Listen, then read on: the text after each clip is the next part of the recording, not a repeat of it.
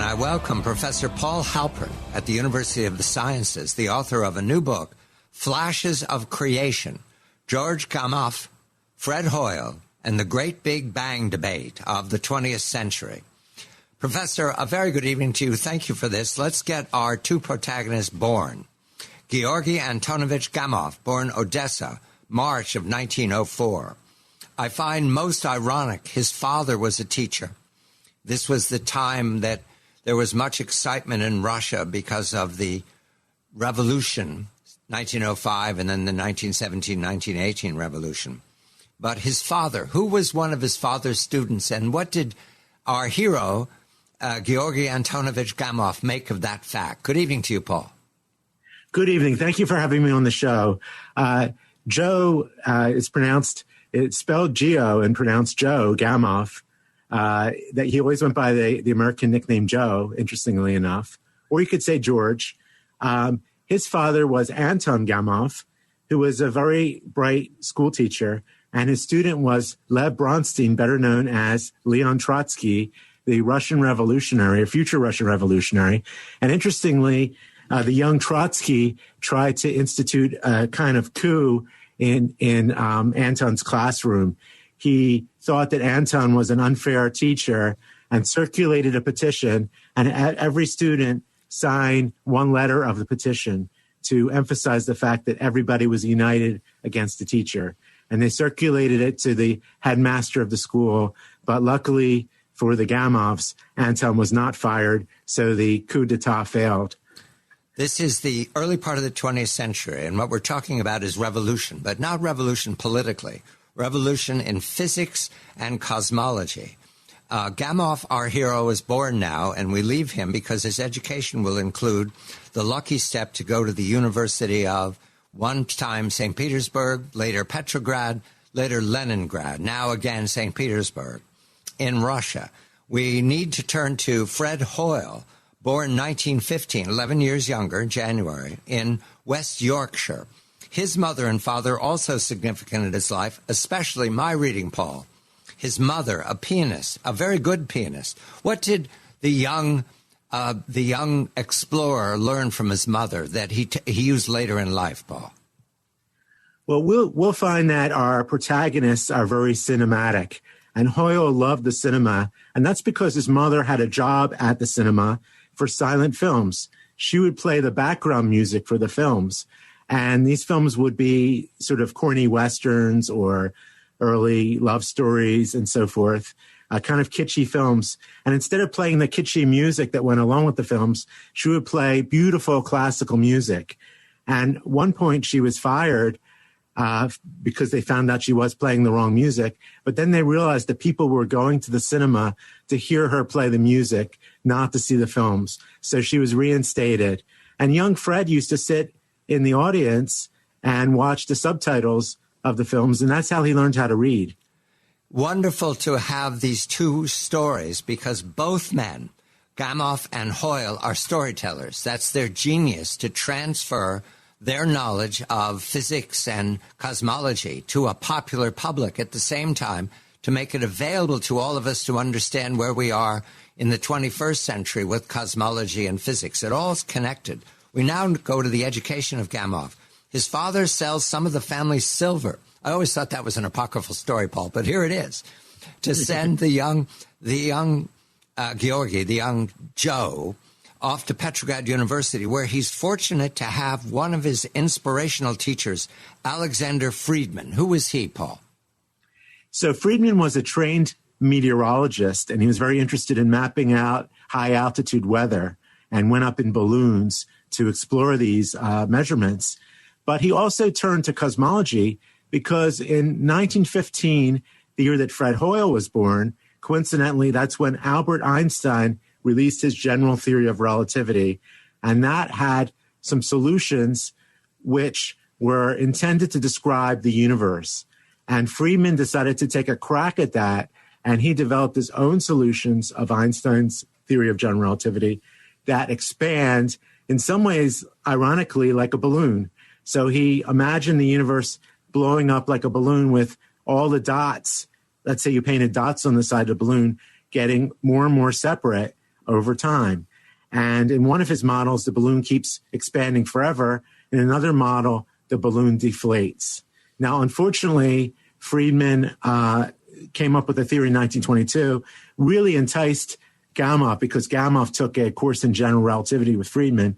But then several years later, Friedman went up in a balloon, caught cold, and then, I don't know if this is related, but sometime later, he got typhoid and died at a young age. Yes, it's a playwright in the sky, Paul, that gives us the balloon theory of the universe, which isn't bad, with a balloonist exit for our inspiration, Professor Friedman. However, at the same time, we have to watch the fact that Gamow was fortunate in his progress from Friedman's inspiration to other voices, including Einstein's, who was often in the news and often in cosmology, and also in physics.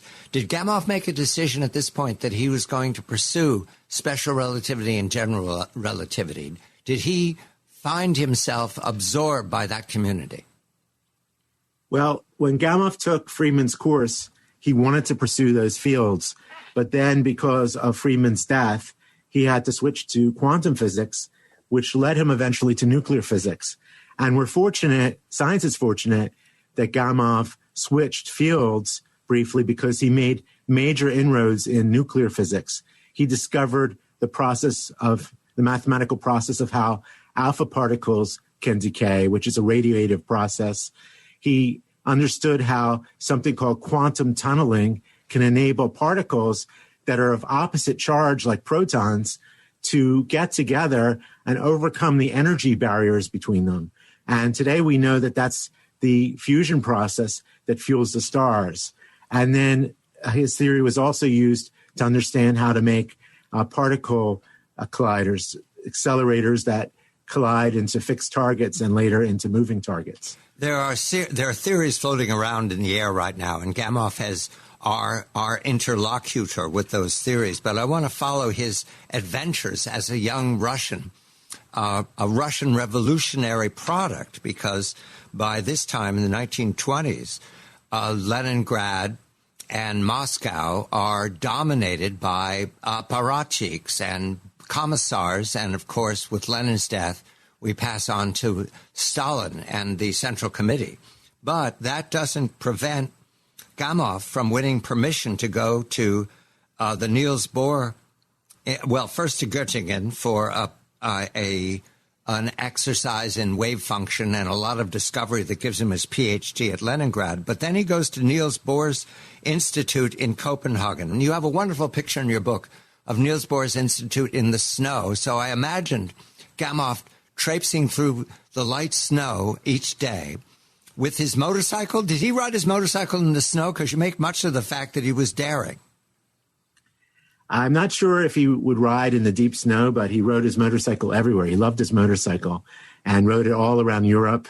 And Niels Bohr borrowed it at least once, and other people borrowed it. He taught people how to use the motorcycle. So that was one of his trademarks. His other trademark at the Niels Bohr Institute was his cartooning. He had some language issues in the beginning because they were speaking Danish, English, and German, and he didn't know any of those languages to start with. So he could draw sketches and make people laugh through his sketches. The events in Copenhagen followed by geopolitics crowding in on us, Paul, because he will be obliged or felt it necessary to return to the Soviet Union, where increasingly he was circumscribed. I'll go quickly here. But he meets a young woman and falls in love and sees that he needs to escape. I love the moment where they're on the Black Sea trying to escape in a rubber boat. I thought that was terrific staging on Paul's part. on Gamow's part, because I thought they were going to die. But they didn't. They eventually find a way to the West by attending a conference. Did he, in his mind, reject the communists? Was he a political writer as well as a person who wrote physics? Gamow was generally apolitical and non-religious. He didn't like controversy, but at the same time, he didn't like the communist regime precisely because it was so political. And once it started to intrude into science and started to argue that science should be interpreted through Marxist-Leninist philosophy. That was the line in the sand. Gamow couldn't see doing any scientific work if it's going to be prescribed by following certain political beliefs. And that's when he knew that he had to escape from the Soviet Union, and he knew that he had to bring his young wife with him. So they tried the rubber kayak in the Black Sea. They were going to go to Turkey and pretend that they were Danish and go to the Danish embassy and have Niels Bohr bail them out. But they barely made it across the sea. They went out for one day, and the next day was stormy. They were blown back to shore. So that was it for that plan. But luckily, Niels Bohr arranged that he was the Soviet representative to the Salve Conference of 1933, and he worked very hard. Gamow worked very hard to get his wife to be able to go along with him so that they could escape. They eventually do escape all the way to George Washington University, but we need to turn to Fred, who's 11 years younger. And these two competing thinkers of the 20th century about the origins and the sustaining of the universe will meet eventually, but right now they're living parallel lives in cosmology and physics. The book is Flashes of Creation, George Gamow, Fred Hoyle, and the Great Big Bang Debate. Paul Halpern is the author. I'm John Batchelor.